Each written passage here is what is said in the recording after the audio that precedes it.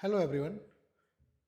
Start करते हैं अपने इकोनॉमिक्स और इकोनॉमिक्स में भी स्पेसिफिकली इकोनॉमिक्स सर्वे 2025-26 का इकोनॉमिक सर्वे अभी आया है, उसी से हम स्टार्ट करने जा रहे हैं।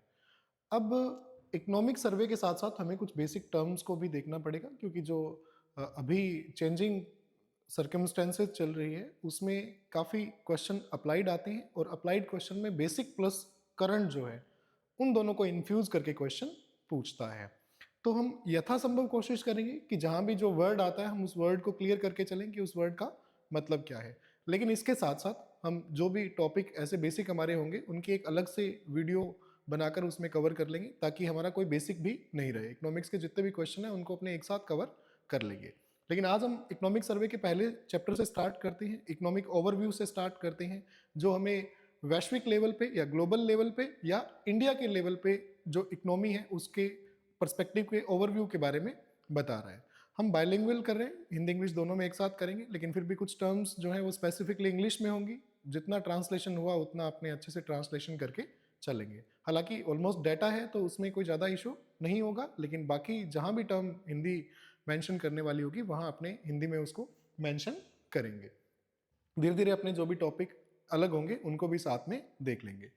इकोनॉमिक सर्वे स्टार्ट करने से पहले जो हमारा पहला चैप्टर है वो मेंशन कर रहा है बार बार जीडीपी वर्ड को, वो बार बार कुछ टर्म्स हैं जिनके बारे में हमें बता रहा है। तो हम उन टर्म्स को पहले देखेंगे।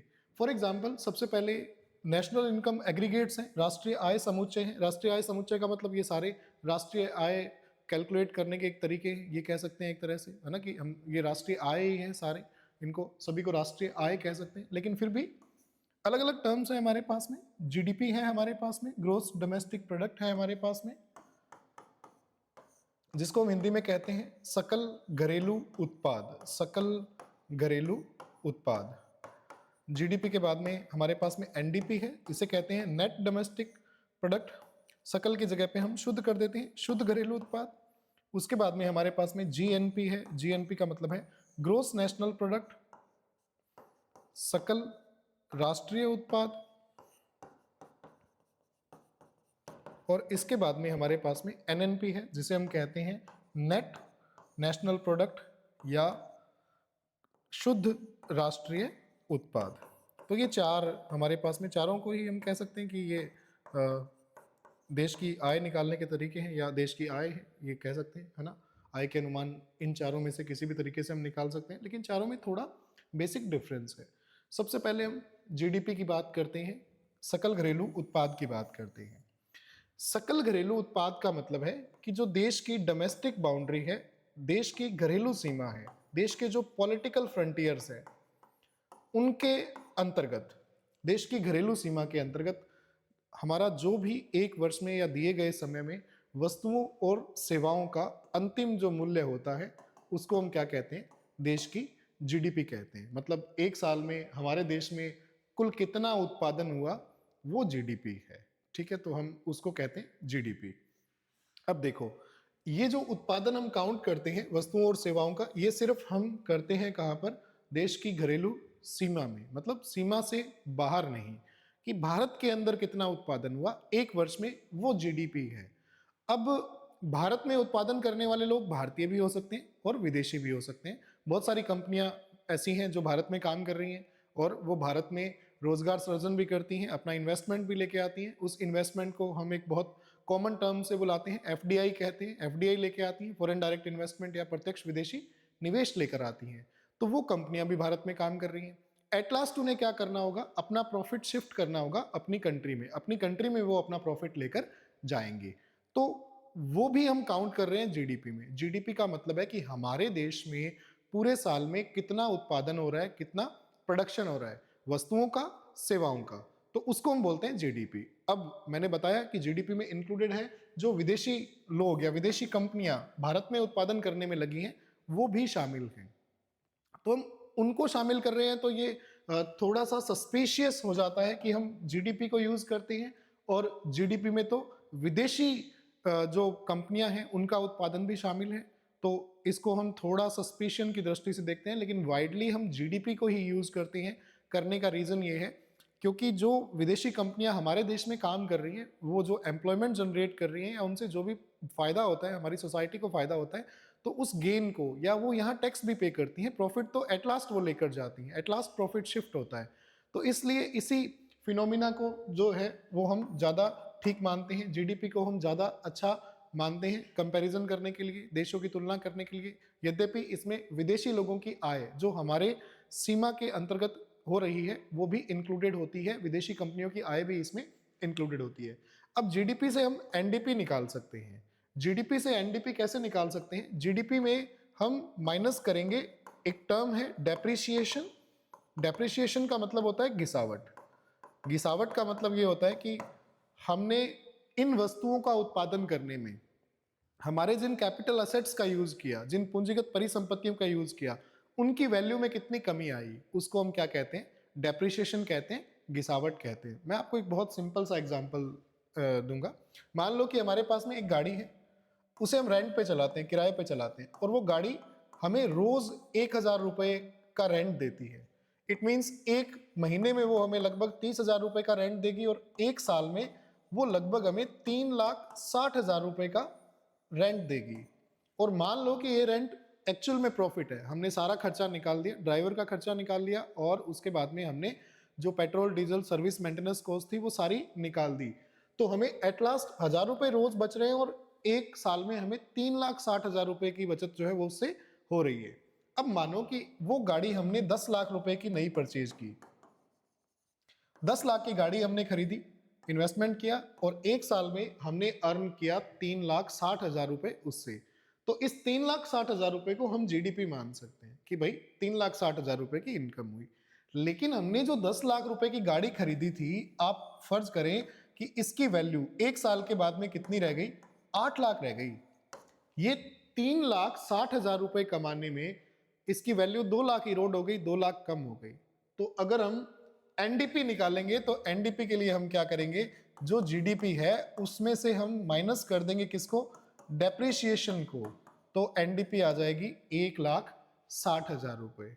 तो हमें ध्यान रखना है, जीडीपी जो है वो तो हमारे देश की घरेलू सीमा, हमारे देश की सीमा के अंतर्गत जो उत्पादन हो रहा है वो जीडीपी है। और उसके बाद में एनडीपी का मतलब ये होता है कि जीडीपी में से हमने डेप्रिसिएशन, गिसावट को क्या कर दिया? माइनस कर दिया। उसके बाद में हमारे पास में कंसेप्ट है जीएनपी। अब जीएनपी के लिए हमें क्या करना है? जीएनपी के लिए हमें ये करना है कि भाई जीडीपी में से माइनस कर देना है, जीडीपी में से माइनस कर देना है। किसको माइनस कर देना है? कि भारत से जो लोग कहाँ लेके जा रहे हैं? अपनी इनकम को अब्रोड लेके जा रहे हैं, मतलब जो विदेशी लोग अपनी आय को, विदेशी कंपनियां अपनी इनकम को विदेश लेके जा रही हैं, उसको माइनस कर देंगे क्योंकि ये तो विदेश में जानी है। और प्लस में जो भारतीय लोग हैं, इंडियन रेजिडेंट्स हैं, भारतीय निवासी हैं, वो अब्रोड से, विदेश से कहाँ लेके आ रहे हैं? इंडिया अपनी इनकम को लेके आ रहे हैं। जैसे हमारी बहुत सारी कंपनियां हैं, अडानी, अंबानी, टाटा, ये विदेशों में काम करती हैं, तो वो वहां से इनकम जनरेट करके इंडिया में लेकर आती हैं। तो इसको माइनस करना है, जो विदेशी बाहर लेके जा रहे हैं, और जो भारतीय ला रहे हैं उसको क्या करना है? प्लस करना है। और ये फॉर्मूला हमारा बनता है किसका? जीएनपी का। जीएनपी का मतलब होता है सकल राष्ट्रीय उत्पाद। वो सकल घरेलू उत्पाद था, ये सकल राष्ट्रीय उत्पाद है।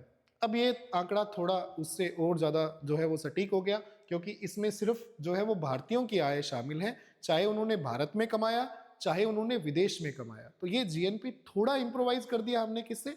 जीडीपी से। अगर आप कंपैरिजन करोगे जीडीपी और जीएनपी में, तो आप बताओगे कि जी जीडीपी जो है उसमें सिर्फ आय किसकी शामिल है? हमारे घरेलू सीमा, डोमेस्टिक बाउंड्री, भारत की सीमा के अंतर्गत कोई भी उत्पादन करता है, चाहे वो भारतीय हैं चाहे वो विदेशी हैं, तो वो शामिल है। लेकिन जीएनपी में केवल उत्पादन शामिल है भारतीयों का, चाहे वो भारत में हुआ है, भारत की सीमा में हुआ है, चाहे वो विदेश की सीमा में हुआ है। ये फर्क है जीडीपी और जीएनपी में। एनएनपी निकालने में मुझे नहीं लगता कि आपको दिक्कत आएगी। हमें क्या करना है? जीएनपी में से माइनस कर देना है किसको? डेप्रिसिएशन को। तो क्या आ जाएगा? एनएनपी आ जाएगी, नेट नेशनल प्रोडक्ट आ जाएगा, शुद्ध राष्ट्रीय उत्पाद आ जाएगा। तो ये हमारे 4 फॉर्मूलाज हैं जो हमें याद करने हैं। पहला हमारे पास में जीडीपी है, दूसरा हमारे पास में एनडीपी है, तीसरा हमारे पास में जीएनपी है और चौथा है हमारे पास में एनएनपी। ठीक है, अब देखो जीडीपी हमने देख लिया, हमारे देश की जो डोमेस्टिक बाउंड्री है, घरेलू सीमा है, उसके अंतर्गत जो कुल उत्पादन होता है, चाहे वस्तुओं का चाहे सेवाओं का, और उनका अंतिम मौद्रिक मूल्य जो है वो कहलाता है जीडीपी। एनडीपी के लिए हम क्या करेंगे, जीडीपी में से क्या निकाल देंगे, डेप्रीशिएशन निकाल देंगे, गिसावट निकाल देंगे। जीएनपी हमने देख लिया कि जो जीडीपी है उसमें से विदेशियों की भारत से आय या भारत से जो भी उनका उत्पादन है उसको माइनस कर दिया, और भारतीयों का जो विदेश से उत्पादन है उसको क्या कर दिया, प्लस कर दिया। और एनएनपी के लिए हम क्या करेंगे, जीएनपी में से माइनस कर देंगे डेप्रिसिएशन को, गिसावट को वापस से, तो क्या आ जाएगा, एनएनपी आ जाएगा। मैं रिकमेंड करूंगा कि आपको इनके हिंदी ट्रांसलेशन याद नहीं करके जीडीपी, एनडीपी, जीएनपी और एनएनपी यही आपको याद रख लेने हैं। ठीक है, तो ये हमारा पहला टॉपिक है कि जीडीपी क्या है, जीएनपी क्या है, एनएनपी क्या है ना, इनको हमने देख लिया। अब जीडीपी जो है उसको कैलकुलेट करने के, जीडीपी को मेजर करने के भी हमारे पास में 3 मेथड हैं। हम जीडीपी को 3 तरीके से मेजर करते हैं। जीडीपी को मेजर करने का जो हमारे पास में पहला मेथड है वो है इनकम मेथड। इनकम मेथड का मतलब यही है ना, कि आप क्या करो, पूरे देश के जो लोग हैं उनकी इनकम कैलकुलेट कर लो तो हमारे देश की जीडीपी आ जाएगी। आय विधि कहते हैं इसको। दूसरा आप क्या करो, एक्सपेंडिचर, व्यय, एक्सपेंडिचर काउंट कर लो सारा कि भारत में कुल कितने लोग कितना एक्सपेंडिचर कर रहे हैं, गवर्नमेंट कितना एक्सपेंडिचर कर रही है, तो इससे निकाल सकते हैं। तीसरा और सबसे रिलायबल जो मेथड है उसको हम कहते हैं जीवीए मेथड। तीसरे मेथड को हम क्या कहते हैं, जीवीए मेथड। अब जीवीए जो है वो बहुत इंटरेस्टिंग कंसेप्ट है, क्योंकि बार बार आप देखोगे है ना, सेक्टर वाइज जीवीए देखेंगे हम कि उद्योगों का योगदान कितना है, बार बार हमें जीवीए को जो है वो देखना पड़ेगा। जीवीए का मतलब होता है ग्रोस वैल्यू एडेड, सकल मूल्य वर्धन। सकल मूल्य वर्धन का मतलब है कुल मूल्य वर्धन। ये बताता है कि कुल मूल्य वर्धित कितना हुआ है, वर्धित का मतलब बढ़ना, कुल मूल्य कितना बढ़ा है। तो जीडीपी निकालने का जो हम सबसे बेस्ट मेथड फॉलो करते हैं वो जीवीए मेथड ही है, सकल मूल्य वर्धन मेथड ही है। सकल मूल्य वर्धन मेथड ये बताता है कि हमने किसी चीज को प्रोड्यूस करने में, किसी चीज का उत्पादन करने में, जैसे जीवीए को हम अगर देखें तो हम देखेंगे कि जो उत्पादन हुआ और उस उत्पादन में जो कच्चा माल हमने यूज किया, मान लो मैं एक बहुत बेसिक सा एग्जांपल लेता हूं, मान लो कि हमने कोई प्रोडक्ट बनाया और उस प्रोडक्ट की जो मौद्रिक वैल्यू है, लास्ट में जो फाइनल प्रोडक्ट तैयार हुआ वो मान लो कि 1,00,000 रुपए का तैयार हुआ। ठीक है, और जो रॉ मटेरियल हमने यूज किया, जो कच्चा माल यूज किया, वो 25,000 का यूज किया। तो इसको बनाने में है ना, इसको बनाने में 25,000 रुपए के माल को हमने तैयार कर दिया किसके रूप में, 1,00,000 रुपए के माल के रूप में। तो आप ये कह सकते हो कि इस प्रोडक्ट के लिए जो जीवीए रहा ना, सकल मूल्य वर्धन रहा, वो कितना रहा, 75,000। इसका मतलब हमने क्या किया, किसी कच्चे माल को लेकर उसको तैयार करके, फिनिश गुड में तैयार करके कितना उत्पादन बढ़ा लिया, कितने वैल्यू को बढ़ा लिया, 75,000 को। जीवीए का मतलब बहुत सिंपल है, जीवीए का मतलब है कुल मूल्य वर्धन, सकल मूल्य वर्धन, कि हमने हमारी इकोनॉमी में हमारे पास में जो भी रॉ मटेरियल थे उनको यूज करके और कितने रुपए के फाइनल प्रोडक्ट तैयार किए। अब फाइनल प्रोडक्ट का जो भी प्राइस है उसमें से उसके रॉ मटेरियल के प्राइस को घटा दो तो क्या आ जाएगा, जीवीए आ जाएगा, सकल मूल्य वर्धन आ जाएगा। तो हम क्या करते हैं, हम जीवीए से ही क्या निकालते हैं, जीडीपी निकाल लेते हैं। हम सभी सेक्टर्स के, सभी प्रोडक्ट्स के जीवीए को अगर क्या कर लेंगे, सम कर लेंगे या उनका योगफल कर लेंगे तो क्या आ जाएगा, जीडीपी आ जाएगा। अलग फॉर्मूला है जीवीए जीडीपी का, हमें यहाँ पे बेसिक देखना है, हम जीवीए के डेप्थ में नहीं जा रहे है ना। जैसे ही हम चैप्टर करेंगे तो हम जीवीए को अच्छे से देख लेंगे। तो आपको एक वर्ड यूज रखना है, याद रखना है, जिसका नाम है जीवीए। देखो 4 तो हमने ये देख लिया सबसे पहले कि जीडीपी क्या है, एनडीपी क्या है, जीएनपी क्या है और एनएनपी क्या है। इसके बाद में हमने ये देखा कि जीडीपी को निकालने के 3 तरीके हैं, कि जीडीपी को हम 3 तरीके से निकाल सकते हैं। पहला, सबकी आय कैलकुलेट कर लो, इनकम कैलकुलेट कर लो। दूसरा, सबका एक्सपेंडिचर कैलकुलेट कर लो, सबका खर्च कैलकुलेट कर लो। और तीसरा, जीवीए, ग्रोस वैल्यू एडेड। इसका मतलब है कि अर्थव्यवस्था में कच्चे माल को जब फिनिश गुड में हमने तैयार किया, मान लो कि हमने 10 रुपए का कच्चा माल यूज किया और उस चीज को 50 रुपए में बेचा, तो 50 रुपए में बेचा और 10 रुपए का कच्चा माल यूज किया, इसका मतलब हमारा इस एक प्रोडक्ट के लिए जीवीए 40 रुपए हो गया। तो ऐसे हम पूरी इकोनॉमी का जीवीए निकाल लेंगे कि हमारी पूरी इकोनॉमी में हमने रॉ मटेरियल इनपुट्स का यूज करके कितना आउटपुट निकाला, आउटपुट माइनस इनपुट, ये जीवीए है। आप सिंपल फॉर्मूला देख सकते हो, जीवीए का फॉर्मूला यही होगा, आउटपुट है ना, कुल उत्पादन कितना हुआ, और इनपुट कच्चा माल आपने कितना यूज किया, है ना। तो ये हमारा फॉर्मूला आ गया किसका, जीवीए का। ये जीवीए है। हालांकि बहुत सारे इंट्रिकेट फॉर्मूलाज हैं जिन्हें हम एक एक करके आराम से देखेंगे जब पूरा चैप्टर करेंगे। यहाँ हमें सिर्फ ये समझना है, जहां भी हमें जीवीए बताएगा, जीवीए के बारे में बताएगा, वो कहाँ बताएगा, सेक्टर के बारे में, कि भाई औद्योगिक क्षेत्र का जीवीए इतना रहा, एग्रीकल्चर सेक्टर का जीवीए इतना रहा, और फिर उन सब जीवीए को हम जो है वो सम करेंगे और क्या निकालेंगे, जीडीपी निकालेंगे। तो जीवीए एक ही मेथड है जीडीपी को निकालने का। मेथड टोटल कितने हैं, 3 हैं। अब क्वेश्चन है कि हम कौन से मेथड्स को यूज करते हैं। हम तीनों मेथड्स को यूज करते हैं। हमारे बजट में एक्सपेंडिचर मेथड भी यूज होता है, इनकम भी यूज होता है और जीवीए भी। तीनों से हम प्लस माइनस करके और जो है वो एक जीडीपी निकाल लेते हैं, एक आंकड़ा निकाल लेते हैं, जिसको हम थोड़ा और ज्यादा रिलायबल मानते हैं। तो ये हमारे 4 टर्म्स थी, जीडीपी, एनडीपी, जीएनपी, एनएनपी और एक जीवीए। जीवीए आपको याद रखना है, जीवीए हमें ये बताता है कि कुल मूल्य का वर्धन कितना हुआ, सकल मूल्य का वर्धन कितना हुआ। अब ये तो हो गया एक तरीका, लेकिन जीडीपी को निकालने के और भी तरीके हैं, है ना। जीडीपी को निकालने के और तरीके कैसे हैं, जीडीपी को हम निकाल सकते हैं फैक्टर कॉस्ट पे। फैक्टर कॉस्ट का मतलब क्या होता है, कारक लागत। और जीडीपी का मतलब, जीडीपी को हम निकाल सकते हैं मार्केट प्राइस पे। मार्केट प्राइस का मतलब होता है बाजार मूल्य पे।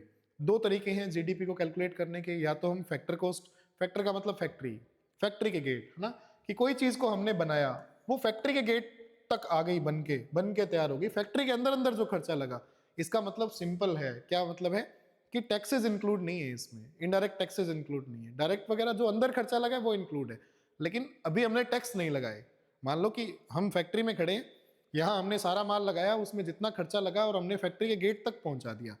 अब जब कंज्यूमर तक जाएगा तो उसमें क्या ऐड होंगे, इनडायरेक्ट टैक्स ऐड होंगे, तो इसमें इनडायरेक्ट टैक्सेस इंक्लूड नहीं है। लेकिन जो मार्केट प्राइस होता है उसमें क्या होता है, अप्रत्यक्ष कर इंक्लूड होते हैं, जैसे हमारे जीएसटी लगता है, वो जीएसटी इसमें इंक्लूड होता है।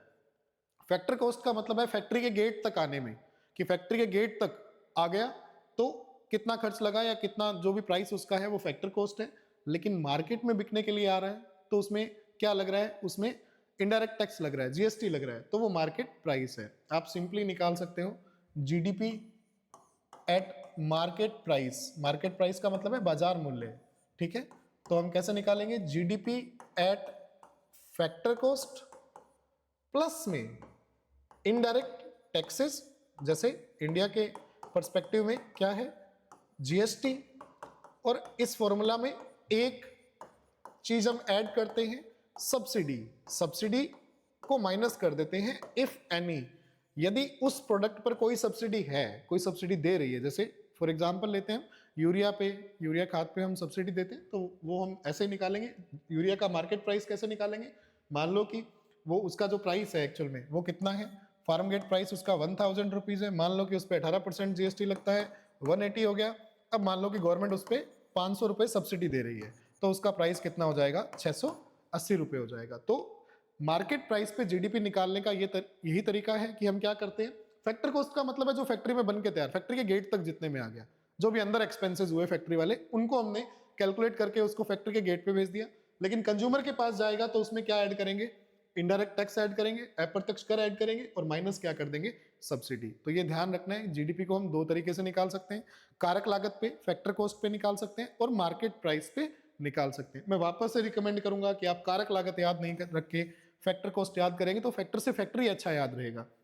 मार्केट प्राइस बहुत जनरल टर्म्स हैं जो अपने डे टू डे लाइफ में यूज करते हैं, कोई ऐसा नहीं है कि बहुत ही ज्यादा कोई जो है वो इंग्लिश ट्रांसलेशन है जो आपको समझ में नहीं आएगा। तो आप फैक्टर कॉस्ट याद रखोगे तो इसकी मूल भावना बनी रहेगी, है ना, इकोनॉमिक्स की जो मूल भावना है वो बनी रहेगी और आपको याद भी इजीली होगा।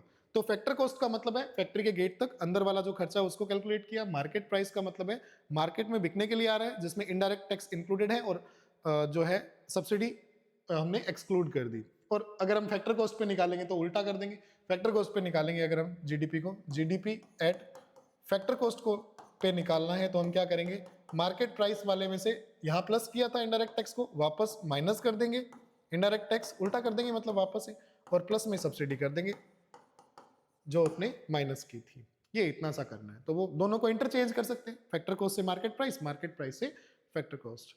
अब देखो, अब यहाँ पे एक चीज और आ गई, क्या आ गया, हमने मार्केट प्राइस पे जीडीपी तो निकाल ली, बाजार मूल्य पे जीडीपी निकाल ली, और हमारे लिए यही ज्यादा सटीक है कि बाजार मूल्य पे जीडीपी क्या है, ज्यादा आंकड़ा विश्वसनीय हमारे पास में ये है। अब मार्केट प्राइस पे जीडीपी निकाल ली, लेकिन मार्केट प्राइस में भी इशू है। मार्केट प्राइस में क्या इशू है, मार्केट प्राइस भी दो तरीके से हम कैलकुलेट कर सकते हैं। मार्केट प्राइस दो तरीके से कैसे कैलकुलेट कर सकते हैं, बाजार मूल्य को हम दो तरीके से कैसे कैलकुलेट कर सकते हैं। बाजार मूल्य को कैलकुलेट कर सकते हैं हम कैसे, कि भाई एक तो बाजार मूल्य हो सकता है कांस्टेंट, कांस्टेंट का मतलब होता है स्थिर, और एक बाजार मूल्य हो सकता है करंट, और करंट का मतलब होता है वर्तमान। इसका मतलब है कि बाजार मूल्य दो हो सकते हैं, कांस्टेंट हो सकता है, स्थिर हो सकता है, और क्या हो सकता है, करंट हो सकता है, वर्तमान हो सकता है। जब हम जीडीपी निकालते हैं कौन से प्राइस पे, कांस्टेंट प्राइस पे, स्थिर मूल्य पे, तो ऐसी जीडीपी को हम कहते हैं नॉमिनल रियल जीडीपी। ऐसी जीडीपी को हम क्या कहते हैं, रियल जीडीपी या वास्तविक जीडीपी कहते हैं। और जब हम करंट प्राइस पे जीडीपी निकालते हैं तो इस जीडीपी को हम कहते हैं नॉमिनल जीडीपी, या इसको कहते हैं नाम मात्र या नॉमिनल जीडीपी। सही वर्ड है इसके लिए, एग्जैक्ट वर्ड नॉमिनल ही रहेगा, है ना, दूसरा वर्ड कोई अच्छा हम यूज नहीं कर पाएंगे। तो ये आपको ध्यान रख लेना है कि अगर हम कांस्टेंट प्राइस पे जीडीपी निकालते हैं, स्थिर मूल्यों पे जीडीपी निकालते हैं, तो वो जीडीपी रियल होती है, और अगर करंट प्राइसेस पे निकालते हैं तो वो जीडीपी कैसी होती है, नॉमिनल होती है। इस बात को हम समझ लेते हैं कि ऐसा क्यों, कि ये मार्केट प्राइस और ये दो तरह से कैसे होते हैं। देखिए, सबसे पहले हम बात करते हैं करंट प्राइस की। करंट प्राइस, वर्तमान मूल्य तो बहुत सिंपल फिनोमिना है। वर्तमान मूल्य का मतलब क्या है, वर्तमान मूल्यों का मतलब है कि जो मूल्य अभी चल रहा है। मैं फिर एक अज्यूम या एक अजम्पशन करूंगा वापस से, है ना। मान लो कि 2011-12 में, मैं 2011-12 ले रहा हूं क्योंकि हमारी जीडीपी को कैलकुलेट करने का जो बेस ईयर है, आधार वर्ष है, वो क्या है, 2011-12। ठीक है, अब बेस ईयर है 2011-12, तो मान लो कि 2011-12 में हमारी इकोनॉमी ने सिर्फ 10 पेन प्रोड्यूस किए, ऐसे एग्जाम्पल है, 10 पेन प्रोड्यूस किए, और एक पेन का जो प्राइस है वो कितना है, 10 रुपीज, 10 रुपए। तो इसका मतलब 2011-12 में हमारी जीडीपी कितनी थी, 2011-12 में हमारी जीडीपी थी 100 रुपीज, 100 रुपए। अब क्या हो गया कि हम आ गए 2025-26 में। 2025-26 में ये जो 10 पेन थे, इनका उत्पादन बढ़ के हो गया 100 यूनिट। मान लो कि 2025-26 तक आते आते हमारा उत्पादन 10 गुना बढ़ गया, तो हमने उत्पादन किया कितना, 100 यूनिट का। और मान लो कि पेन भी 10 का था, अब कितने का हो गया, 30 का हो गया। महंगाई बढ़ रही है तो 30 का हो गया, 30 का हो गया, तो अब हमारी जीडीपी कितनी हो गई, 3000 रुपए। अब देखो 2011-12 में हमारी जीडीपी कितनी थी, 100 रुपए, और 2025-26 में जीडीपी कितनी हो गई, 3000 रुपए। अगर बात करें वैल्यू की तो ये बढ़ गई कितने गुना, 30 गुना। लेकिन अगर हम बात करें प्रोडक्शन की, उत्पादन की, तो यहां तो हमने बनाई थी 10 यूनिट, ये तो एक एग्जांपल है, तो बहुत सिंपल है ना। यहां बनाई हमने 100 यूनिट, तो उत्पादन कितने गुना बढ़ा है, 10 गुना। लेकिन मूल्य कितने गुना बढ़ा है, जीडीपी का जो वैल्यू है वो कितनी बढ़ी है, 30 गुना बढ़ी है। तो ये रीजन है। ये जो कैलकुलेट करने का तरीका है ना, जो अभी मैंने कैलकुलेट किया, ये मूल्य वर्तमान है। अभी मान लो कि ये पेन 30 रुपए का है, तो ये मूल्य वर्तमान है, ये मूल्य स्थिर मूल्य, ये मूल्य जो है वो 2011-12 का है। अब अगर हम जीडीपी निकाल रहे हैं वर्तमान मूल्य पर, इस तरीके से जीडीपी निकाल रहे हैं, तो ये जीडीपी जो है वो हमारी कैसी जीडीपी है, नॉमिनल जीडीपी है। नॉमिनल जीडीपी क्यों है, क्योंकि इसमें इन्फ्लेशन, महंगाई का प्रभाव शामिल है। ये इन्फ्लेशन का प्रभाव है, क्योंकि 10 रुपए का था 30 रुपए का हो गया, तो 20 रुपए तो हमने ऐड कर दिया प्राइस में ही। तो इसीलिए इसको हम नॉमिनल जीडीपी कहते हैं। नाम मात्र की जीडीपी या नॉमिनल जीडीपी है, क्योंकि इसमें इन्फ्लेशन, महंगाई का प्रभाव शामिल है। अब दूसरा तरीका कैलकुलेट करने का वो क्या है, आप क्या करो, इस 30 रुपए की जगह प्राइस रखो कब वाला, 2011-12 या बेस ईयर वाला। बेस ईयर वाला प्राइस कितना था, 10 रुपए। अब जीडीपी कितनी आई, वापस से 1000 रुपए। अब 11-12 में जीडीपी कितनी थी, 100 रुपए। अब जीडीपी कितनी हो गई, 1000 रुपए। ये जो जीडीपी है ना, जो हम बेस ईयर वाले प्राइस पे निकालते हैं, उस जीडीपी को हम क्या कहते हैं, वास्तविक जीडीपी कहते हैं। तो आपको ध्यान रखना है कि जीडीपी दो तरीके से निकलती है हमारी। एक निकलती है करंट प्राइसेस पे, वर्तमान मूल्यों पे, जिसे हम कहते हैं नॉमिनल जीडीपी।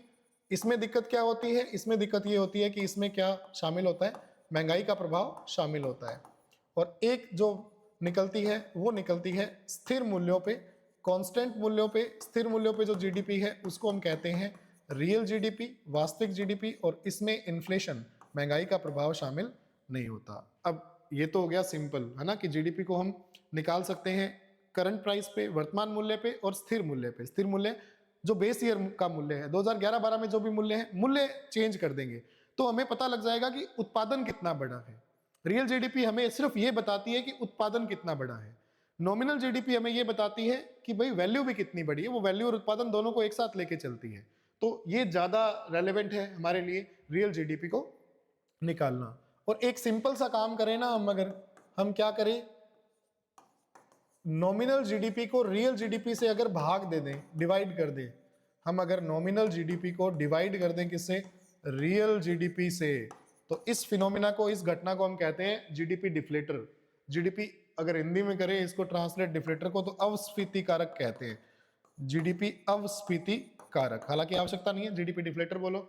और जीडीपी डिफ्लेटर आपको बताता है कि पूरी इकोनॉमी में महंगाई कितनी है, महंगाई में कितनी वृद्धि हो रही है, वो बताता है। क्यों, क्योंकि नॉमिनल में महंगाई है शामिल है, रियल में महंगाई शामिल नहीं है। नॉमिनल को रियल से भाग दोगे तो जीडीपी डिफ्लेटर आपको बताएगा पूरी अर्थव्यवस्था में ओवरऑल कितनी महंगाई है, उसके बारे में बता देगा, महंगाई का कितना इफेक्ट है वो बता देगा। तो ये हमारा जो है वो हो गया।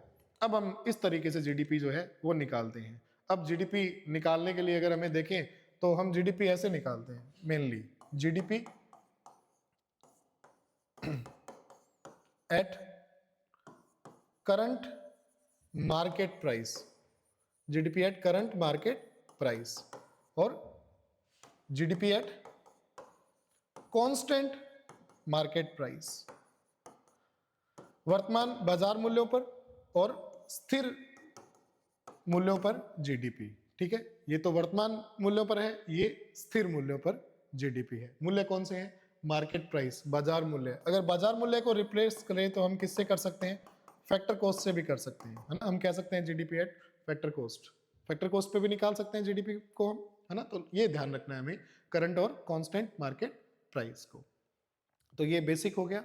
हम और डीपली और अच्छे से जो है वो बेसिक की क्लास में देखेंगे। अभी तो चैप्टर हमारा इकोनॉमिक सर्वे का पहला है, तो उसमें ये टर्म्स आ रही हैं, तो मैंने आपको थोड़ा बता दिया। मैंने बता दिया आपको सिंपली जीवीए निकालना है तो क्या करो, जो कुल उत्पादन हुआ है, जो हमने कोई भी उत्पादन किया है उसमें जो कच्चा माल यूज हुआ है उसको माइनस कर दो, तो हमें पता चल जाएगा कि कुल सकल मूल्यवर्धन कितना हुआ है। और जीवीए का मतलब ही क्या है, सकल मूल्यवर्धन, और जीवीए एक मेथड है क्या निकालने का, जीडीपी निकालने का। इसके बाद में कुछ एक टर्म्स हैं जो हम देखेंगे, डाटा में आएगी कि भाई ये इतना बढ़ गया, ये ऐसे हो गया, तो वो हमें देखना है। एक टर्म है हमारे पास में gross fixed capital formation. Gross fixed capital formation का मतलब है सकल निश्चित पूंजी निर्माण। सकल निश्चित पूंजी निर्माण का मतलब है कि हमने पूरे साल में या पूरे टाइम में, गिवन टाइम में हमने क्या किया है, अपनी इकोनॉमी में या अपनी अर्थव्यवस्था में कुल कितना पूंजियों का निर्माण किया है या पूंजीगत संपत्तियों का निर्माण किया है। देखो पूंजीगत संपत्ति का मतलब क्या होता है, पूंजीगत संपत्ति का मतलब ये होता है जो और उत्पादन करेगी। जैसे हमने कोई मशीन खरीदी, वो मशीन पूंजीगत संपत्ति है। मशीन क्या है, पूंजीगत संपत्ति। क्यों, क्योंकि वो और प्रोडक्ट बनाएगी, और उत्पादन बनाएगी। तो ऐसी सभी परिसंपत्तियां जो क्या करती हैं, कोई और उत्पादन में हम यूज करते हैं, जिससे हमारा उत्पादन बढ़ता है, जिससे हमारी प्रोडक्टिविटी बढ़ती है, उसको हम क्या कहते हैं, पूंजीगत परिसंपत्तियां कहते हैं। तो ये हमें ये बताता है कि वर्ष भर में हमारे पूरी इकोनॉमी में, पूरी अर्थव्यवस्था में हमारी सरकार ने, हमारे प्राइवेट लोगों ने कुल कितनी पूंजीगत परिसंपत्तियों का निर्माण किया। इसका मतलब कि पूंजीगत परिसंपत्तियां बन रही हैं, मतलब हम असेट्स बना रहे हैं, जो असेट्स और उत्पादन करेंगे। मान लो कि हमने एक और मशीन खरीद ली तो हमारा उत्पादन बढ़ जाएगा। तो ये सिंपल हमें दिया होगा कि भाई एक साल में, इस साल में कितनी जो है वो हमारी GFCF जो है वो बढ़ गई।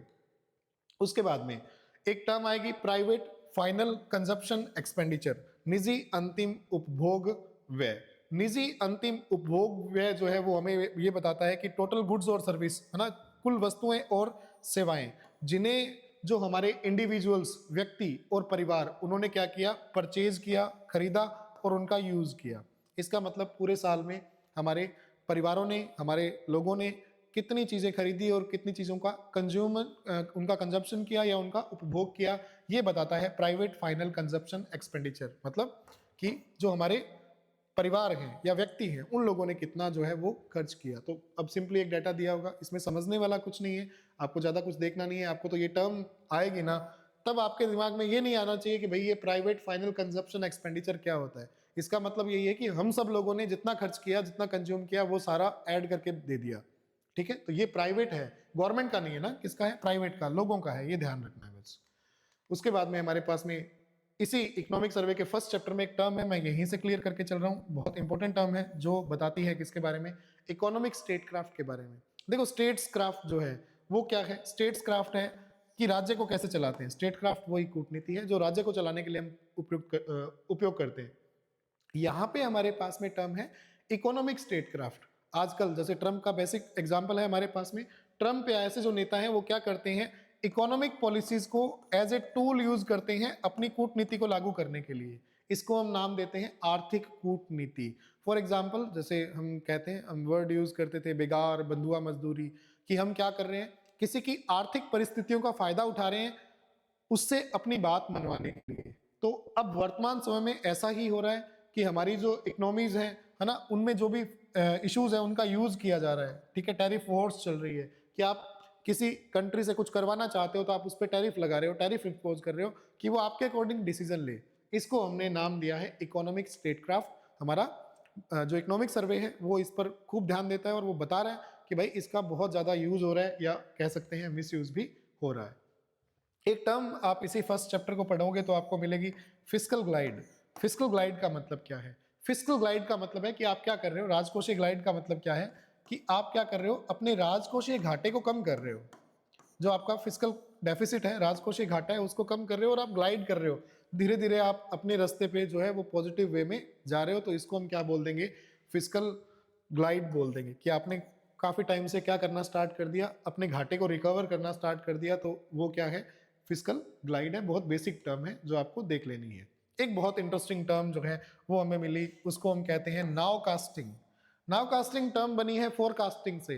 फोरकास्टिंग का मतलब होता है पूर्वानुमान और नाव कास्टिंग का मतलब है कि अभी अनुमान लगा रहे हैं हम, है ना। तो अब हमारे जो बजट के डाटा या बजट के सर्वे जो भी है ना, इनको टाइम काफी लगता है आने में। तो हम उतना टाइम वेट नहीं करके अगर इंस्टेंटली हमारे पास में ऐसे कुछ मेजर्स हों, जो डाटाज हों, कि जहां से भी हमें डाटा अवेलेबल है उनको इकट्ठा करके हम तुरंत अनुमान लगाते हैं, तो उस फिनोमिना को हम क्या कह रहे हैं, नाव कास्टिंग। नाव कास्टिंग का मतलब है कि कोई चीज हमें 6 महीने के बाद पता चलेगी, वो हम अभी उसका पूर्वानुमान लगा रहे हैं अवेलेबल डाटा से, तो उसको हमने कहा नाव कास्टिंग।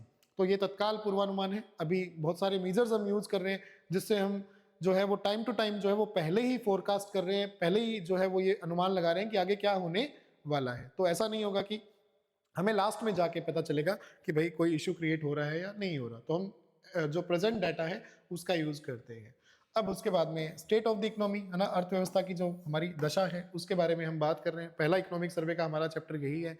बिल्कुल बेसिक, हमें 2-3 बातों का ध्यान रखना है कि हमारी जो अर्थव्यवस्था है वैश्विक लेवल पर क्या है, अनसर्टेनिटी, अनिश्चितता बनी हुई है। बहुत सारी जियोपॉलिटिकल टेंशंस हैं, बहुत सारी कंट्रीज के बीच में इशू चल रहे हैं, हमारे ट्रेड डिस्ट्रप्शंस हैं, व्यापार में बहुत सारी बाधाएं हैं, टैरिफ वॉर उसमें सबसे बड़ा एग्जाम्पल है, और इन्फ्लेशन, कहीं पे इन्फ्लेशन चल रही है, मुद्रास्फीति चल रही है। तो ये बहुत सारे इश्यूज जो है वो हमारे पास में जो है ग्लोबल लेवल में बने हुए हैं।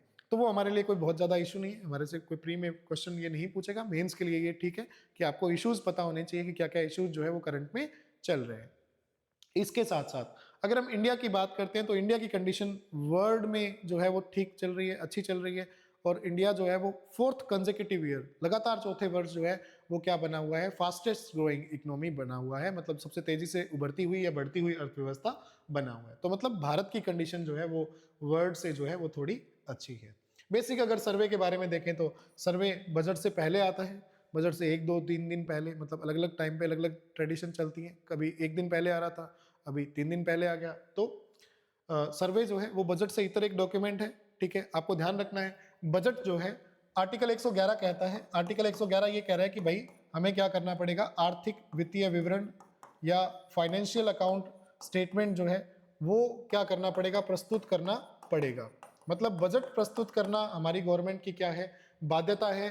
संविधान का आर्टिकल 112 कहता है, संविधान का आर्टिकल 112 कहता है कि हमें क्या करना है, बजट प्रस्तुत करना है, ठीक है। कि बजट प्रस्तुत करने का जो ऑब्लिगेशन है, दायित्व है, वो गवर्नमेंट में कौन से आर्टिकल में है, 112 में है। 111 में क्या है, आप जज कर सकते हैं वापस से कि 111 में क्या है ना। 111 में राष्ट्रपति के पास में पावर है, राष्ट्रपति के पास में शक्ति है कि वो क्या कर सकता है, विधेयकों को अपनी स्वीकृति दे सकता है ना, रोक सकता है। आप कह सकते हो कि राष्ट्रपति की वीटो पावर कहाँ पे है, आर्टिकल 111 में। लेकिन आर्टिकल 112 में क्या है, बजट या आर्थिक वित्तीय विवरण या एनुअल फाइनेंशियल स्टेटमेंट, जिसको हम वार्षिक वित्तीय विवरण भी कह देते हैं, वो आर्टिकल 112 में है, ठीक है।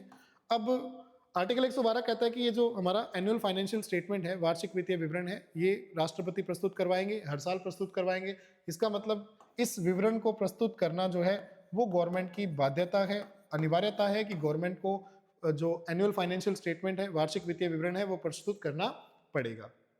लेकिन सर्वे प्रेजेंट करना हमारा कोई ऑब्लिगेशन नहीं है, कोई बाध्यता गवर्नमेंट पे नहीं है। पहला सर्वे हमने जो है वो प्रस्तुत किया 1950-1951 में। 1963 तक ये बजट के साथ प्रस्तुत हो रहा था। 1964 में हमने इसे क्या कर दिया, बजट से सेपरेट कर दिया, अलग कर दिया। 2021-22 से हमने यहाँ तक क्या हो रहा है, 2020-21 से तक क्या हो रहा है कि ये 2 वॉल्यूम्स में आ रहा है। लेकिन 21-22 से हमने इसको क्या कर दिया, 1 वॉल्यूम, एक ही वॉल्यूम में जो है वो प्रकाशित करना शुरू कर दिया। अब इसका एक ही भाग प्रकाशित होता है। ये आपको ध्यान रखना है कि एक भाग प्रकाशित होना कब से शुरू हुआ है, 2021-22 से शुरू हुआ है। पहले भी वो 2 वॉल्यूम के बहुत सारे चरण रहे, कभी 2 है ना, बीच में हमने पार्ट्स चेंज किए और फिर 14-15 से फिर वापस से हमने उसको 2 में किया। तो वो बहुत ऐसे डीप क्रोनोलॉजी है जो चल रही है, उस पर हमें नहीं देखना। आपको ये ध्यान रखना है कि इकोनॉमिक सर्वे को एक वॉल्यूम में प्रकाशित करना कब से शुरू किया गया, 21-22 से। 21-22 से पहले ये 2 वॉल्यूम में प्रस्तुत किया जाता था। और आपको ये भी ध्यान रखना है कि इकोनॉमिक सर्वे को तैयार करने की जिम्मेदारी जो है वो किसकी है, जिम्मेदारी है डी की। डी का मतलब है डिपार्टमेंट ऑफ इकोनॉमिक अफेयर्स, आर्थिक मामलों का विभाग। डिपार्टमेंट ऑफ इकोनॉमिक अफेयर्स, आर्थिक मामलों का विभाग, डी कहेंगे शॉर्ट फॉर्म में हम इसे। और डी में एक बंदा बैठता है, उसका नाम है सी, याद रखना है। सी का मतलब है चीफ इकोनॉमिक एडवाइजर, मुख्य आर्थिक सलाहकार, चीफ इकोनॉमिक एडवाइजर, मुख्य आर्थिक सलाहकार। बहुत सिंपली आपको याद रखना है कि डी में सी बैठता है, वो इकोनॉमिक सर्वे प्रस्तुत करवाता है, उसी की जिम्मेदारी है प्रिपेयर करने की, है ना, और वो हेड है इसका, ठीक है। जैसे अभी वी अनंत नागेश्वरम जो है वो है हमारे चीफ इकोनॉमिक एडवाइजर, तो कोई खास इशू नहीं है हमारे लिए ये। लेकिन आपको ध्यान रखना है कि सी बैठता है डी में, और डी और सी दोनों क्या करते हैं, इकोनॉमिक सर्वे को प्रिपेयर करते हैं। और आपको ध्यान रखना है बजट आर्टिकल 112 में मेंशन है, लेकिन हमारे पास में जो है सर्वे प्रस्तुत करने की जो है वो बाध्यता नहीं है, और सर्वे प्रस्तुत किया जाता है बजट से पहले, बजट को प्रस्तुत करने से पहले, ठीक है। अब सर्वे के द्वारा हम क्या बताते हैं, सर्वे के द्वारा हम पूरे पिछले वर्ष के पूरे घटनाक्रम को बताते हैं, और अगले वर्ष में क्या होने वाला है उस प्रोस्पेक्टस के बारे में भी बताते हैं। अब हमारे सर्वे के साथ हम स्टार्ट करते हैं, सर्वे के फर्स्ट चैप्टर से स्टार्ट करते हैं, जिसमें हमारा पूरा जो डाटा है वो दिया हुआ है। तो सबसे पहले जो है वो हमारा डाटा स्टार्ट होता है कहाँ से, वैश्विक जो पटल है वहाँ से हम देखते हैं, ग्लोबल इकोनॉमिक सिनेरियो जो है उसको हम देखते हैं, ठीक है। 2023 तक जो ग्लोबल ग्रोथ थी वो लगभग 3.3% थी, 3.3% की दर से वृद्धि हो रही थी, मतलब विश्व की जीडीपी में आप ऐसे कह सकते हो। लेकिन 2024-25 में फोरकास्ट किया, प्रोजेक्ट किया किसने, आईएमएफ ने, कि वो वृद्धि दर कितनी रहेगी, 3.2 से 3.3% तक रहेगी। अब ये जो परफॉर्मेंस है वो अनइवन है, समान नहीं है, असमान जो है वो प्रदर्शन है बहुत सारे स्टेट्स का। जैसे यूएसए जो है, उम्मीद थी कि टैरिफ वॉर से यूएसए को लॉस होगा, लेकिन मैंने पहले ही बताया कि जो आर्टिफिशियल इंटेलिजेंस में जो बहुत सारा इन्वेस्टमेंट हुआ उससे जो है वो यूएसए को काफ़ी फायदा मिला, तो स्ट्रॉन्ग ग्रोथ जो है वो यूएसए ने शो की है। यूरो एरिया में जो है वो मॉडरेट ग्रोथ हुई है। जापान जो है वहाँ भी मॉडरेट ग्रोथ है, ठीक ठाक सी ग्रोथ है। चाइना में थोड़ी कम रही है हालांकि, लेकिन चाइना आज भी लीडर बना हुआ है, क्योंकि जो मर्केंडाइज एक्सपोर्ट है, वस्तुओं का जो निर्यात है, उसमें चाइना टॉप पे है। हालांकि चाइना का जो रियल एस्टेट सेक्टर है वहाँ भी थोड़ा इशू चल रहा है, लेकिन बहुत बेसिक है, हमारे से ज़्यादा क्वेश्चन पूछने वाले ये इशू नहीं है। हमें देखना है ग्रोथ फोरकास्ट को। अगर हम देखें अभी, है ना, तो जो एडवांस इकोनॉमीज हैं, जो हमारी जितनी भी एडवांस्ड इकोनॉमीज हैं, जो बड़ी डेवलप्ड कंट्रीज हैं, वहाँ ग्रोथ का जो फोरकास्ट है वो लगभग कितना है, 1.8%। और जो हमारी इमर्जिंग या उभरती हुई जो अर्थव्यवस्थाएं हैं, जिनको हम कहेंगे डेवलपिंग इकोनॉमीज, वहाँ पे कितना है, 4.2%। और ग्लोबल लेवल पे जो फोरकास्ट है अब जो हमारी इकोनॉमी के ग्रो होने का, वो कितना है, 3.3%। तो इसको बेसिक आपको ध्यान रख लेना है। आपको इन्फ्लेशन का ट्रेंड भी देख लेना है। अक्टूबर 2025 में इन्फ्लेशन लगभग 2.2 थी या 2.2% थी। जनवरी में भी 2.2 है। कहाँ पे, जो हमारे विकसित देश हैं, एडवांस्ड इकोनॉमीज, और जो विकासशील देश हैं, इमर्जिंग जो इकोनॉमीज हैं, वहाँ पे 4.7 थी, लेकिन 4.8 हो गई, थोड़ी सी बढ़ी है। और ग्लोबल लेवल पे जो है वो 3.5, 3.6, 3.7 होते हुए 3.8 हो गई। और ये ट्रेंड जो है, जो हमें बता रहा है कि 2025 के बाद कंटिन्यूसली क्या हो रहा है, लगातार महंगाई बढ़ रही है। कोई बहुत ज़्यादा डाटा यूज़ का नहीं है, आपको बस बेसिक याद रखना है। मुझे लगता है कि आप बस ये 3.3% याद रख लोगे तो वो काफ़ी है। और दूसरा, आपको इन्फ्लेशन को याद रख लेना है कि अभी जो प्रोजेक्शन है इन्फ्लेशन का, वो कितना है, 3.8%। ये ग्लोबल इकोनॉमिक सिनेरियो है। हमने पहले देख लिया कि टैरिफ वॉर चल रही है। मैंने एक वर्ड यूज़ किया है ना, इकोनॉमिक स्टेटक्राफ्ट। वो फिनोमिना चल रहा है कि स्टेट यूज़ कर रहे हैं अपनी इकोनॉमिक पॉलिसीज़ का एक हथियार के रूप में, तो वो भी इशू जो है वो चल रहा है, उसको भी हमें देख लेना है। लेकिन बहुत बेसिक, पहला चैप्टर हमारा बेसिक है, और हम चैप्टर वाइज चलेंगे, बहुत सारे डाटा को इंटीग्रेट नहीं करेंगे ना, चैप्टर वाइज चलेंगे। तो उसके बाद में लास्ट जो चैप्टर होगा वहाँ पे हम क्या करेंगे, इसको सम अप करेंगे। फिर एक बहुत सिंपल सा जो है वो फैक्ट है, पॉलिसी रेट्स। पॉलिसी रेट का मतलब क्या होता है, नीतिगत दरें। नीतिगत दरें जैसे हमारी आरबीआई की रेपो रेट है, वो पॉलिसी रेट है। पॉलिसी रेट क्यों है, क्योंकि हमारी पूरी पॉलिसी उसी से बनती है, हमारी पूरी मौद्रिक नीति, है ना, कि कितनी मनी को एक्सपेंड करना है, कैसे लोन देने हैं, रेट ऑफ इंटरेस्ट क्या होगा, वो सारी चीजें पॉलिसी रेट बताती है। और ट्रेंड ये बता रहा है कि पूरी दुनिया में क्या हुआ है, पॉलिसी रेट्स क्या हो रही हैं, कम हो रही हैं, कट डाउन जो है उसमें किया जा रहा है। जापान में थोड़ी बढ़ी है, लेकिन जापान में बहुत कम थी तो थोड़ी इसीलिए बढ़ी है। अदरवाइज पॉलिसी रेट्स जो है, नीतिगत दरें जो है वो कम हो रही है। अब ध्यान रखना कि जब पॉलिसी रेट कम होती है ना, पॉलिसी रेट कम होने का मतलब क्या है।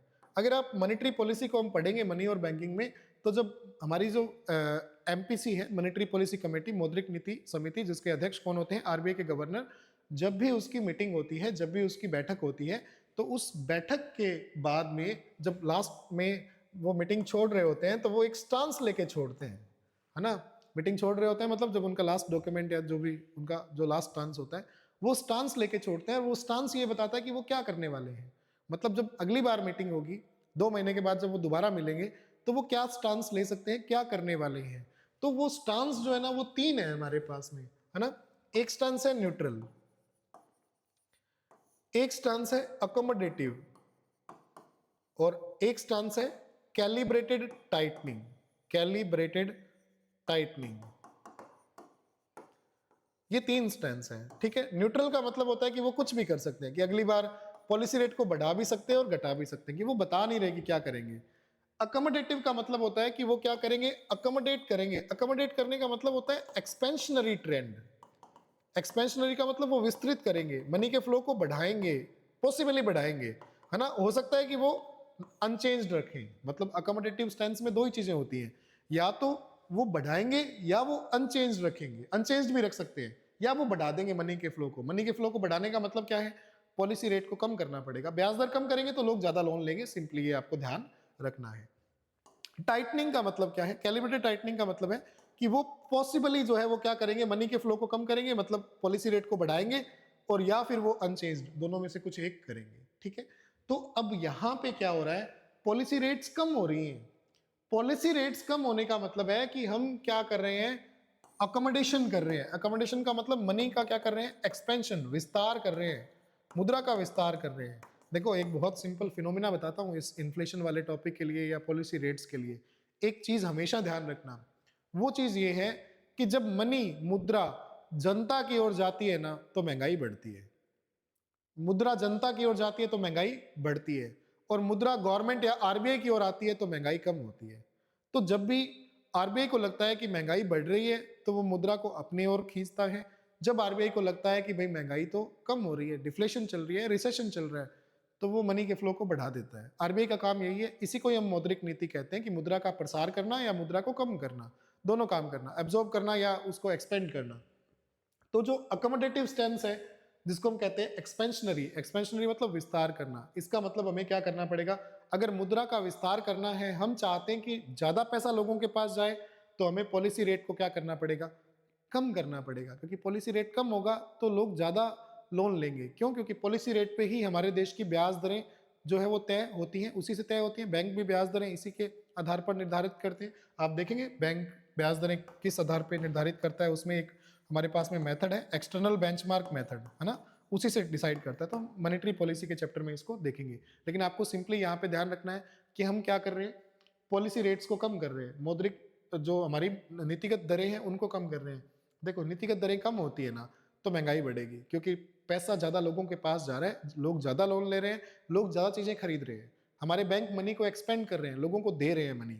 अगर हमने ये रेट उल्टा कर दिया, बढ़ा दी, है ना, अगर हमने पॉलिसी रेट्स बढ़ा दी तो फिर उल्टा ट्रेंड हो जाएगा, इन्फ्लेशन कम होगी। तो मतलब अभी जो इन्फ्लेशनरी ट्रेंड चल रहा है ना, जो मुद्रास्फीति बढ़ रही है, उसमें मेन रोल किसका है, पॉलिसी रेट्स का है। हमने दोनों को देख लिया, पॉलिसी रेट्स को। और एक आपको ध्यान रखना है कि जो विकसित देश है वहां पे पॉलिसी रेट काफी कम होता है, जो विकासशील देश है वहां पे थोड़ी ब्याज दर क्या होती है, ज्यादा होती है इनकी तुलना में। आप देख सकते हैं यहाँ पे तो 3, 3.5, 4% है, और हम स्टैंड करते हैं 5 या 7%। देखो ये तो पॉलिसी रेट है, फिर इसके ऊपर ब्याज दर तो और ज्यादा होगी। जैसे मान लो कि हमारा पॉलिसी रेट अभी, हमारी रेपो रेट 5.25% चल रही है, लेकिन हमारी ब्याज दर 3% ऐड कर लो, लगभग अगर गवर्नमेंट बैंक्स की बात करेंगे तो 8, 8.5% से ऊपर है, फिर प्राइवेट बैंक्स की ओर ज्यादा है। तो ये है कि अब यहाँ पे 5, 5.5 हो जाएगी, हमारी 8, 8.5, मतलब हमारे देश में ब्याज दर थोड़ी ज्यादा है, क्योंकि हमारी पॉलिसी रेट ही क्या है, ज्यादा है। तो आपको ये ट्रेंड याद रखना है कि अभी क्या हो रहा है, पॉलिसी रेट कम हो रही है, नीतिगत दरें। एग्जांपल लेना है हमारी रेपो रेट का, सिंपली कि रेपो रेट कम हो रही है, क्यों हो रही है,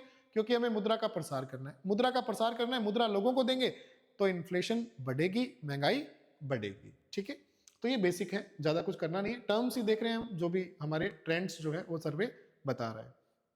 फिर उसके बाद में सर्वे बता रहा है कि भाई हमारा प्राइमरी डेफिसिट जो है, प्राथमिक घाटा जो है वो बढ़ रहा है।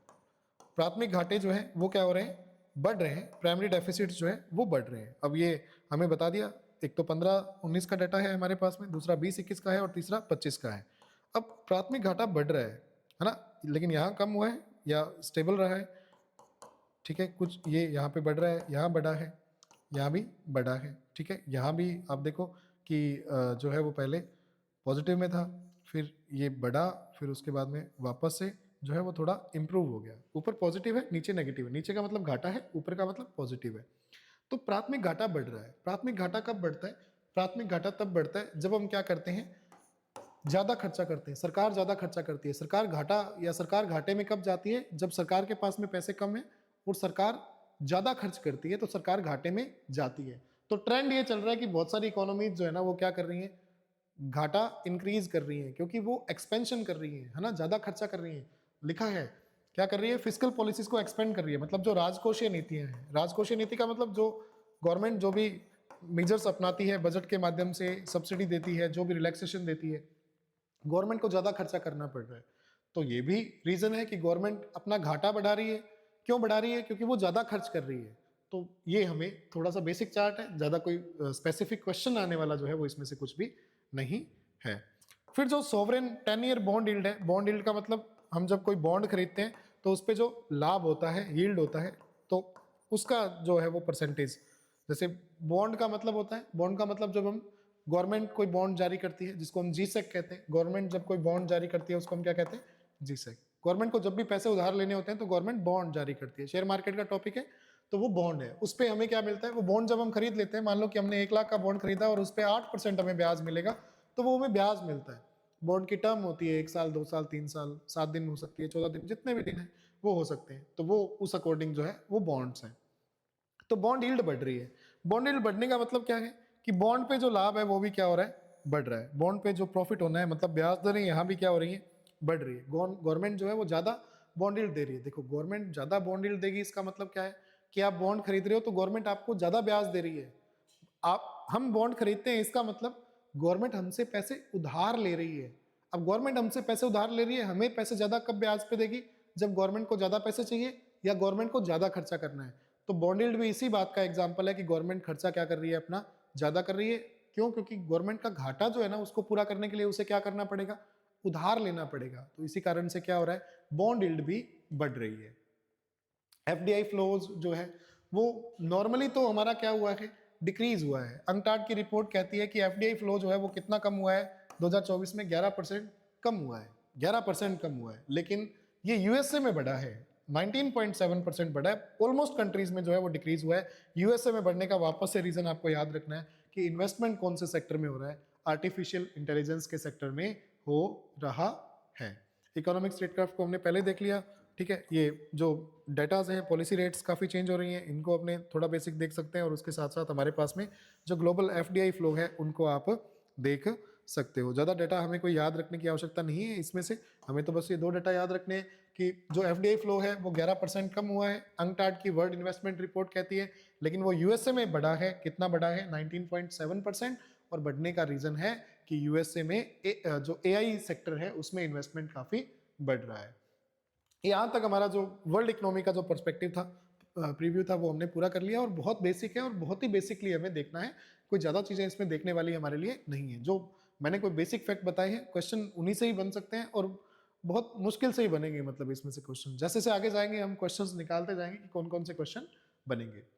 उसके बाद में हमारे पास में जो हमारी डोमेस्टिक इकोनॉमी है, हमारी जो घरेलू अर्थव्यवस्था है, उसके बारे में हम देख लेते हैं। हमारी जो ग्रोथ है, हमारी जो वृद्धि है घरेलू अर्थव्यवस्था की, उसके बारे में जो हमारा अनुमान है रियल जीडीपी का, वास्तविक जीडीपी का, वो कितना है, 7.4%। कि कितनी बढ़ने वाली है, कितनी बढ़ने जा रही है, अनुमान है, एस्टिमेशन है ना। इसको हमने बोला है FAE। अनुमान को हमने क्या बोला है, FAE। FAE का मतलब होता है first advance estimation. First advance estimation का मतलब है पहला अग्रिम अनुमान। ये एफएई या पहला अग्रिम अनुमान हमें ये बताता है कि हमारी जीडीपी अब की बार कितनी बढ़ेगी 2025-26 में। अभी मार्च तक हमारा जो है वो सारा डाटा कलेक्ट होगा, तो मई तक एक्चुअल डाटा जो है वो रिलीज होंगे। लेकिन जो मई तक डाटा रिलीज होंगे उसको हम बाद में क्या बोल देंगे, पी बोल देंगे, प्रोविजनल एस्टिमेट्स बोल देंगे। बाद में जो डाटा दोबारा आएंगे उसको हम पी बोल देंगे। जैसे ये वाला पी जो है ना, वो हमारा पिछले साल का है, प्रोविजनल एस्टिमेट है। ऐसे ही हमारे पास में अभी तो ये है फर्स्ट एडवांस एस्टिमेट। अब जब मई आ जाएगा तो हम जो है वो हमारा पीई भी जारी कर देंगे। तो आपको ध्यान रखना है कि डेटा पीई का मतलब प्रोविजनल एस्टिमेट है, ये तो पिछले साल वाला है 25 का या 24-25 का। 25-26 में हमारे पास में अभी तो फर्स्ट एडवांस एस्टिमेट आया है। जब सारे डाटा क्लियर हो जाएंगे तो मई में हमारे जो है वो पीई डाटा जो है वो लॉन्च हो जाएगा, या जो प्रोविजनल डाटा है वो लॉन्च हो जाएगा। तो ये हमें ध्यान रख लेना है। तो जो हमारी रियल जीडीपी ग्रोथ है वो कह रहा है कि भाई कितनी रहनी चाहिए, 7.4%। और जो जीवीए ग्रोथ है वो कितनी रहनी चाहिए, 7.3%। जीडीपी ग्रोथ 7.4% और जीवीए ग्रोथ जो है वो कितनी रहनी चाहिए, 7.3%। ये कह रहा है कि भाई ये तो हमारी जो उम्मीदें हैं या सभी ने जो प्रोजेक्शन किए, अनुमान लगाए, उन सबसे ज़्यादा है। हमारा भी अनुमान नहीं था कि जीडीपी इतनी बढ़ेगी, या आईएमएफ वगैरह, वर्ल्ड बैंक जो भी है ना एस्टिमेट देते हैं, उनका भी इतना अनुमान नहीं था कि जीडीपी इतनी बढ़ेगी, है ना। तो हम देखेंगे, देखा हमने 7.4% हमारी रियल जीडीपी जो है वो बढ़ गई। अब हमारे पास में जो डाटा है ना, उसको हम देखें। जीडीपी तो हमारी बढ़ी है 7.4%, ये देखना है ना। पिछली बार का जो प्रोविजनल एस्टिमेट है, पिछली बार से इस बार को कंपेयर करना है। पिछली बार बढ़ी 6.5%, प्रोविजनल एस्टिमेट है। जो रिवाइज हो क्या है वो वाला एस्टिमेट है, 24-25 में 6.5% बढ़ी। अब की बार हमारा एस्टिमेशन है कि भाई 7.4% बढ़ जाएगी, जो डाटा हमारे पास में अब तक आया है उसके हिसाब से। ऐसा ही पिछली बार जो हमारा जीवीए था वो 6.4 था, और अब की बार का जो हमारा पहला अग्रिम अनुमान है वो कहता है कि 7.3%। तो आपको ये ध्यान रखना है कि जीडीपी हमारी बढ़ने की संभावना है 25-26 में 7.4%, और जीवीए बढ़ने की संभावना है 7.3%। अब ये जो हमारे सेक्टर वाइज जो है ना वो आपको ठीक ठाक देख लेने, हालांकि यहाँ इतना ज़्यादा देखने की आवश्यकता नहीं है। आप देखोगे कि एग्रीकल्चर में हमारी जो ग्रोथ है वो कितनी रहनी है, 3.1%। एग्रीकल्चर के बाद में इंडस्ट्री की ग्रोथ कितनी रहनी है, 6.2%। और फिर सर्विसेज की ग्रोथ कितनी रहनी है, 9.1%। तो आप एक डेटा यहाँ से ये भी याद रख सकते हो कि एक नंबर पे ग्रोथ किस में हो रही है, सबसे ज़्यादा ग्रोथ किस में हो रही है, सर्विसेज में, दूसरा किस में हो रही है, इंडस्ट्री में, और तीसरा किस में हो रही है, एग्रीकल्चर में। इसका मतलब हमारी कृषि की जो ग्रोथ है वो अब भी कम है। तो ये बेसिक डाटा है जो आपको ध्यान रखना है, बस आपको इसी चार्ट को देखना है, उसके अलावा आपको ज़्यादा कुछ भी नहीं देखना।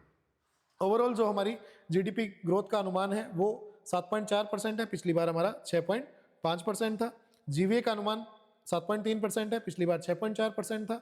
और उसके बाद में हमें देख लेना है सेक्टर वाइज कि एग्रीकल्चर में वृद्धि 3%, 3.1%, 6.2% है इंडस्ट्री में, उद्योगों में, और सेवा क्षेत्र में वृद्धि है 9.1% जो हमारा अनुमान है। तो आपको याद ये रखना है कि सेवा क्षेत्र में वृद्धि सर्वाधिक है, सर्वाधिक प्रतिशत है, उद्योग में सेकंड पे है, और कृषि में सबसे कम वृद्धि है हमारी। तो इसका मतलब ये चिंता का विषय है कि हमारी कृषि जो है उसमें वृद्धि कम हो रही है, एवरेज से भी कम वृद्धि जो है वो हमारी हो रही है। अब इसको हम और एक्सपेंड करते हैं, सेक्टर वाइज कंट्रीब्यूशन को अगर हम देखें, है ना, तो सेक्टर वाइज देखें तो एग्रीकल्चर का जो हमारा कंट्रीब्यूशन है हमारी नॉमिनल जीडीपी में परसेंटेज वाइज, जो पहला हमारा अग्रिम अनुमान है उसमें कितना है, 15.2%। पिछली बार वाले बजट में था 16.3%। मतलब क्या हुआ है, कृषि के कंट्रीब्यूशन में क्या आई है, कमी आई है ना, कि कृषि का जो भी कंट्रीब्यूशन है हमारी जीडीपी में वो पिछली बार 16.3% था और अब की बार है 15.2%। तो क्या आ रही है, कमी आ रही है। इंडस्ट्री में पिछली बार था 24.6% और अभी है 24.3%, इसमें भी डिक्लाइन हुआ है, इसमें भी कमी आई है। और सर्विसेज में पिछली बार था 49.9% और अब की बार है 51.1%। तो मतलब सेवाओं में क्या आई है, वृद्धि आई है। अब ये क्वेश्चन है, ये सीधा क्वेश्चन है आपका कि जो जीडीपी है उसमें एग्रीकल्चर, कृषि क्षेत्र और जो उद्योग क्षेत्र है उनका जो कंट्रीब्यूशन है वो क्या हुआ है, कम हुआ है। लेकिन सेवा क्षेत्र का जो कंट्रीब्यूशन है वो बढ़ा है, इंक्रीज हुआ है। इसी को आपको जो है वो ध्यान में रखना है। मैंने दो डाटा बताए थे आपको ना, प्राइवेट फाइनल कंजप्शन एक्सपेंडिचर मैंने आपको बताया कि निजी व्यक्तियों का जो कुल उपभोग है पूरे साल में, है ना, वो कितना हो गया है, 61.5, 61.4 था, थोड़ा इंक्रीज हुआ है। फिर हमने देखा कि गवर्नमेंट फाइनल कंजप्शन एक्सपेंडिचर, सरकार कुल एक्सपेंडिचर करती है, वो कितना है, 9.9। ये थोड़ा सा कम हुआ है, ये थोड़ा सा बढ़ा है, ये थोड़ा सा कम हुआ है। प्राइवेट वाला हमने देखा और ये सरकार का है। और फिर ग्रोस फिक्स कैपिटल फॉर्मेशन जो है, सकल कितना पूंजी निर्माण हुआ, वो देखा तो वो कितना है, लगभग 30, 29.9 था, अभी कितना हो गया, 30 हो गया। और एक्सपोर्ट्स जो है वो हमारे जीडीपी का, ये भी जीडीपी के परसेंटेज के अकॉर्डिंग है, 30% भी, और ये भी कि पिछली बार जो जीडीपी के परसेंटेज के अकॉर्डिंग हमारे जो एक्सपोर्ट्स थे वो कितने परसेंट थे, 21.2%। अब की बार कितने हैं, 21.5%। मतलब हमारे निर्यात में वृद्धि आई है, हमारे निर्यात में क्या आई है, वृद्धि आई है। हमारा जो ग्रोस फिक्स कैपिटल फॉर्मेशन है, जीएफ सीएफ है, वो भी बढ़ा है।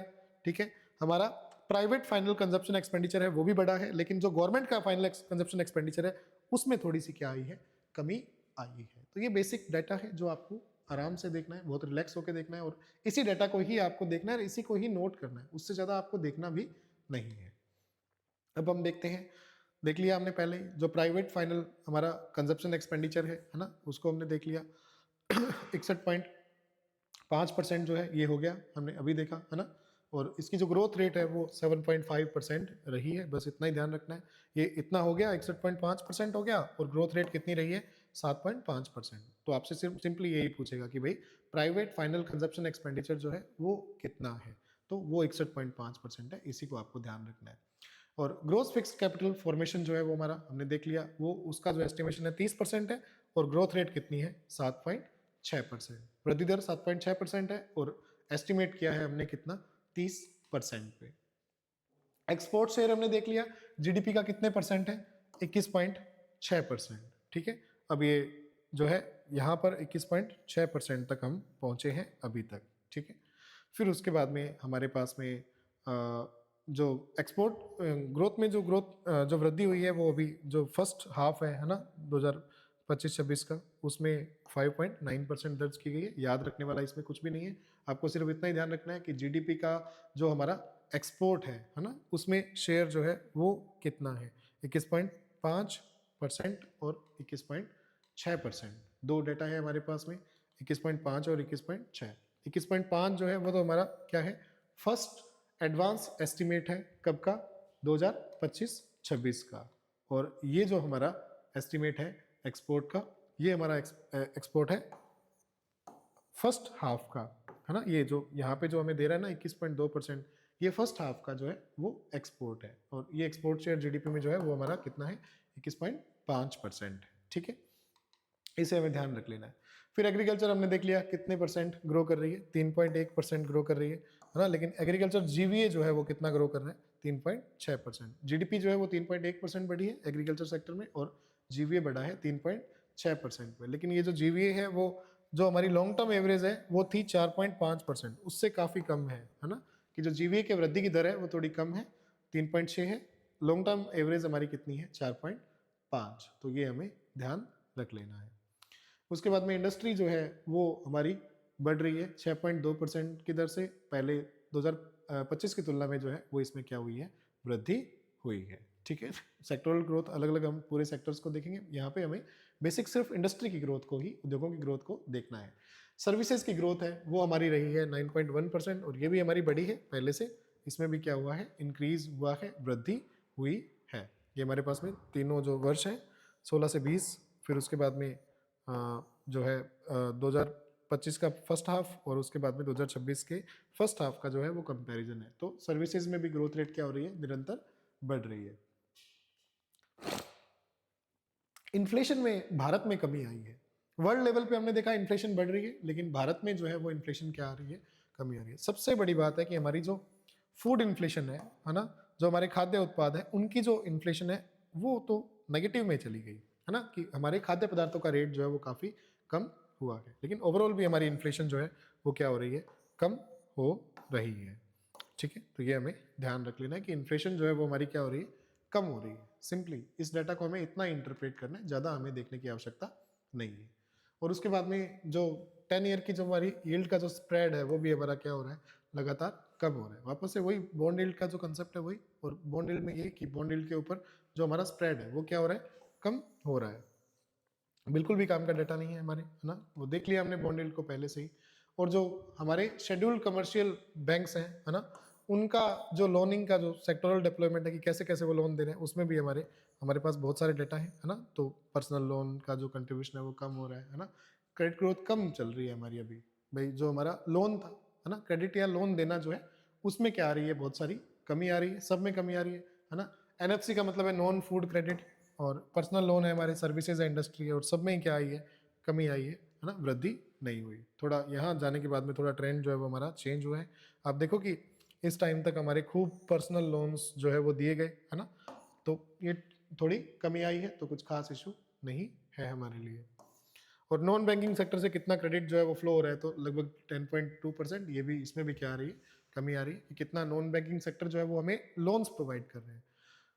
करंट अकाउंट बैलेंस जो है वो हमारा क्या रहा है, स्टेबल रहा है। आपको ध्यान रखना है कि करंट अकाउंट का मतलब क्या है, कि हम जब भी हमारा जो विदेशी व्यापार है ना, उसको जब हम मैनेज करते हैं, तो हम जो इंडिया से बाहर जो पेमेंट्स कर रहे हैं और इंडिया में पेमेंट्स आ रही है ना, उनका बैलेंस, जो गुड्स और सर्विसेज हम भेजते हैं और लाते हैं, वो हमारा करंट अकाउंट बैलेंस है। करंट अकाउंट बैलेंस में हमारे 3 मेजर कंपोनेंट है यहाँ पे, है ना। एक तो हमारा जो मर्केंडाइज एक्सपोर्ट और इम्पोर्ट है, सामान जो गुड्स खरीदते हैं और जो गुड्स भेजते हैं और हम मंगवाते हैं, ये हमारा हमेशा से क्या चलता है, नेगेटिव चलता है। कि जो हम क्या कर रहे हैं, गुड्स का एक्सपोर्ट करते हैं वो कम करते हैं, गुड्स का इंपोर्ट ज़्यादा करते हैं, तो ये वाला गुड्स का इंपोर्ट है, तो ये तो नेगेटिव है। लेकिन हमारे पास में जो हमारी सर्विसेज का जो ट्रेड बैलेंस है वो हमेशा क्या रहता है, पॉजिटिव रहता है, वो बैलेंस करता है। और जो प्राइवेट ट्रांसफर होते हैं वो भी हमारे पॉजिटिव है, कि बाहर से जो भी हमारा पैसा आ रहा है वो प्राइवेट ट्रांसफर है, तो वो भी हमारा क्या रहता है, पॉजिटिव रहता है। तो अब ये वाला तो नेगेटिव है और ये वाला पॉजिटिव है, लेकिन ये वाला इतना पॉजिटिव नहीं है कि ये इसको बैलेंस कर दे। तो हमारा ऑलमोस्ट जो कंडीशन है वो कोई एक आधे साल को हम छोड़ दें तो करंट अकाउंट डेफिसिट की ही चलती है, कि हमारा जो चालू खाता घाटा है वो चलता ही रहता है। वो शायद कभी जो है वो बहुत कम चांसेस, कोरोना के ईयर में, उससे पहले 2004-5 में या 2003-4 की बात होगी शायद, वहाँ पे थोड़ा प्लस था। अदरवाइज हमारी सिचुएशन घाटे की रहती है कि करंट अकाउंट डेफिसिट ही हमारा रहता है। ठीक है, तो हमारा चालू खाता घाटा इसको कहते हैं, तो इसको हम देखेंगे विदेशी व्यापार से संबंधित टॉपिक में। हालांकि ये कह रहा है कि भाई स्टेबल रहा है ना, है तो घाटा लेकिन फिर भी स्टेबल रहा है, ज़्यादा वृद्धि इसमें नहीं हुई। तो ये बेसिक है। सारे चार्ट्स को आपको ज़्यादा एनालाइज नहीं करना, मैंने बेसिक आपको, हालांकि सारे चार्ट्स मैंने डाल दिए, लेकिन जो याद करने के लिए या जो देखना है हमें वो हमने देख लिया। मेनली हमें सेक्टर्स को ही देखना है, इकोनॉमी के सेक्टर्स जो है वो देखने हैं, और बेसिक हमें जो भी चीज़ें निकालनी है, जहाँ से भी कोई एक पॉइंट निकल जाए उसको हमें पूरा कर लेना है। मेंस के लिए जो भी टर्म्स थी वो टर्म्स हमने डाल दी, लेकिन नोट्स में मैं और स्पेसिफिक पॉइंट्स जो है वो ऐड कर दूंगा कि इंडिया की इकोनॉमी में क्या इशू चल रहे हैं, या जो ग्लोबल इकोनॉमीज है उसमें क्या इशू चल रहे हैं। ठीक है, तो मिलते हैं हम नेक्स्ट चैप्टर के साथ में। हम करेंगे इकोनॉमिक सर्वे का, और उसके साथ में हम जो बेसिक टर्म्स हैं उनको भी हम देखेंगे अच्छे से, कि इकोनॉमिक्स की जो भी बेसिक टर्म्स हैं उनसे जो भी क्वेश्चन आ सकते हैं उनको भी हम पूरा करेंगे। Okay, thank you.